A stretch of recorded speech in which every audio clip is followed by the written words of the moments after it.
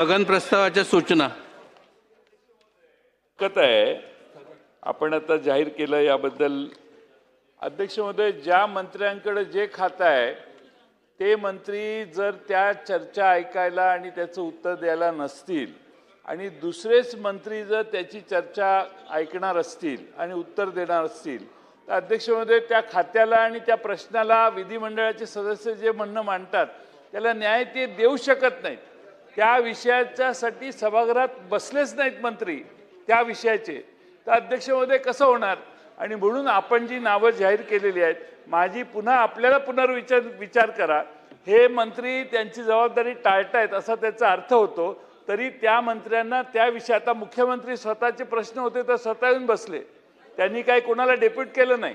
तसं उरलेल्या मंत्री महोदयांनी डेप्युटेशनवर दुसरे मंत्री नेमणं टेम्पररी विधिमंडळाच्या कामकाजाला आणि बाकीचा कारभार त्यांनी पाहिजे तो करायचा, याला आपण अडथळा आणायला पाहिजे. आपण ही आता घोषणा केली आहे ती मागे घ्यावी अशी माझी विनंती आहे.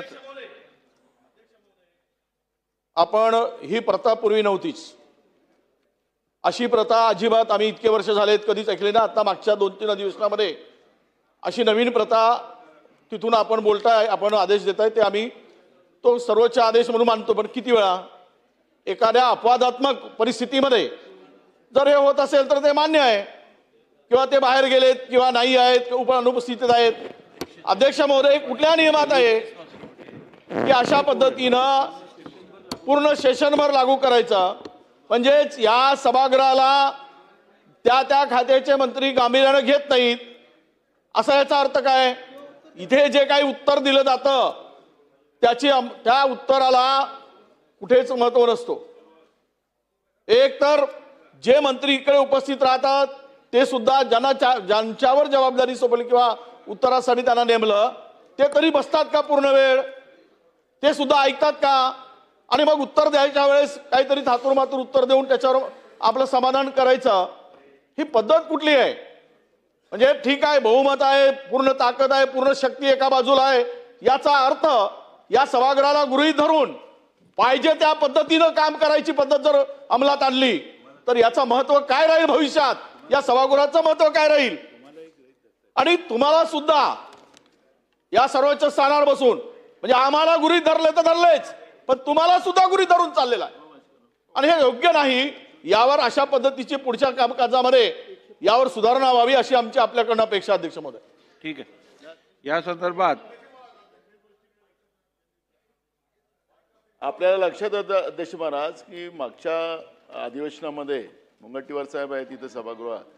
अध्यक्ष महाराज, बाबासाहेब पाटील आपले सहकार मंत्री, त्यांना आपण आदेश दिलेत की सभागृहात जे तुम्ही आश्वासन दिलं त्याचं पालन आपण केलं पाहिजे. विधिमंडळाच्या सन्मान्य सदस्यांची एक कमिटी बनवून बँकेमध्ये झालेल्या घोटाळ्यांची अंमलबजावणी आपण करा. आम्ही प्रश्न उपस्थित केला, आपण आदेश दिले. अध्यक्ष महाराज, शेवटच्या दिवशी तर त्यांनी केलंच नाही, नंतर त्यांनी केले तर त्या वरच्या सभागृहाचा माणूस त्याच्यामध्ये घेतला अध्यक्ष महाराज. आणि त्याच्यामध्ये सुधीर भाऊ कामकाज चाललं, मी अध्यक्षाच्या लक्षात आणून दिलं पाहिजे काय चाललं इथं. म्हणजे त्या विभागाचाही मंत्री सुधीर भाऊ काय तुम्हाला या विषयात मदत करणार नाहीये? नाही करणार. ओ राम प्रभू, ओ इतकं म्हणजे असं सभागृहात कामकाज चालायचं सुधीर भाऊ तुमच्या काळात नाही चाललं पाहिजे.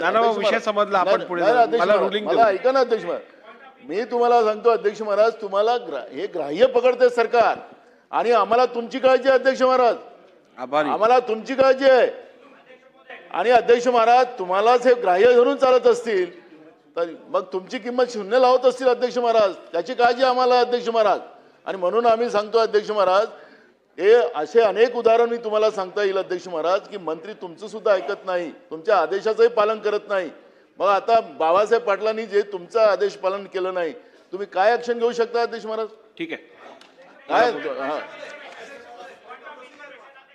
या संदर्भात बसून घ्या. आता बास झालं, बसून घ्या.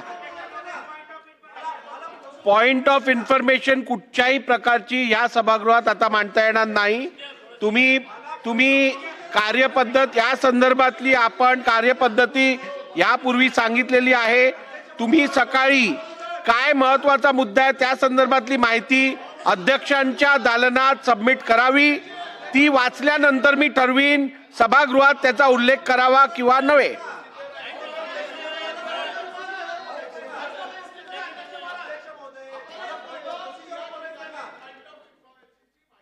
माझ्याकडे दिल्यावर वाचल्यावर